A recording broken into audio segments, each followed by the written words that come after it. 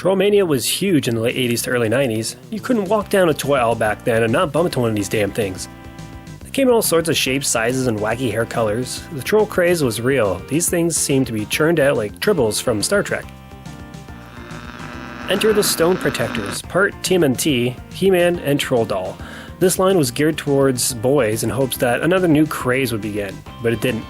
That's not to say this game that I'm going to talk about isn't any good. It's quite the other way around, actually.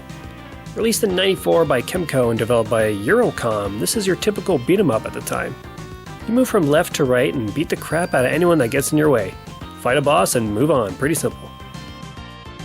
One thing that makes this game different from Final Fight and Super Double Dragon is, well, look at it. The colors are nice and bright, the levels are interesting to look at, and some of them have some nice effects here. It's like brawling around in Candyland or something, it's great! And speaking of colorful, just look at this motley crew we have to pick from. You have your choice of any of the 5 Stone Proctectors, from a pro wrestler, soldier, rock climber, ninja, and a rollerblader? It was the 90s, I guess. They all pretty well play the same, unfortunately, although Angus the soldier is the clear-cut best. He has a gun that fires quick and has grenades too. His jump attack is tough for enemies to avoid as well. It just makes for a great character to pick for new players. One thing I want to point out are the stiff controls. Your guys aren't the quickest, and their attacks can leave you wide open for counters. Even jumping seems pretty labored. But saying that, something that shocked me was the sheer amount of moves you could pull off. You have dedicated punch, kick, and jump buttons, but unique to each Stone Proctector is their special weapon. You get stuff like Chester the Wrestler using a corded phone as an attack, or Clifford using his grappling hook. Nice touch. But that's not all, because you also have a charged attack.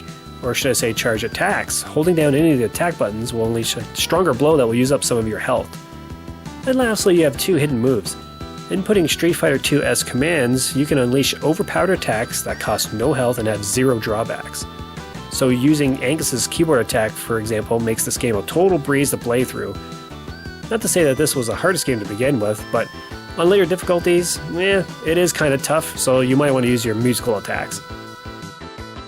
Which brings me to why you're even fighting in the first place. In between stages we get some nice looking cutscenes here. The Stone Proctectors are tasked by Empress Opal to stop the evil troll lord Zoc from acquiring the last shard of the Great Crystal. And I know people don't play beat-em-ups for the story, but it's still nice to have some context while I'm crushing skulls.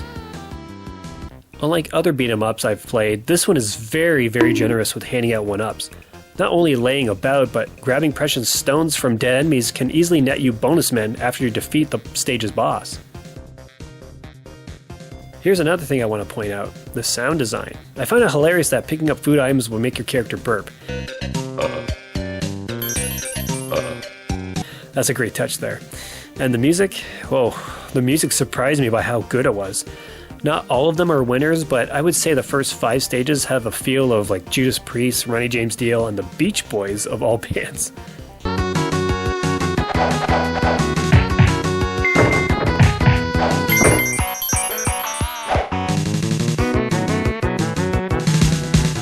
Excellent compositions all around though.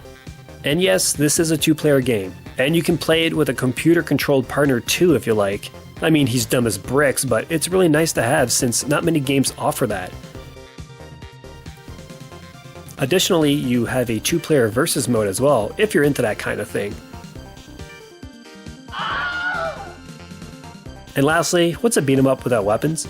There's boulders, there's whips, ninja stars, flamethrowers, and hockey sticks too. Sadly, there's one weapon every troll refuses to use for some reason.